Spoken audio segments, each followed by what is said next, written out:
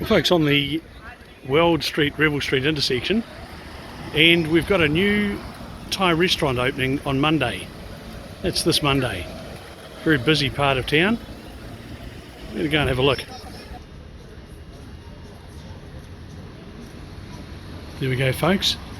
Korath Thai Cuisine, lunch and dinner. It's at 5 Weld Street in Hokitika.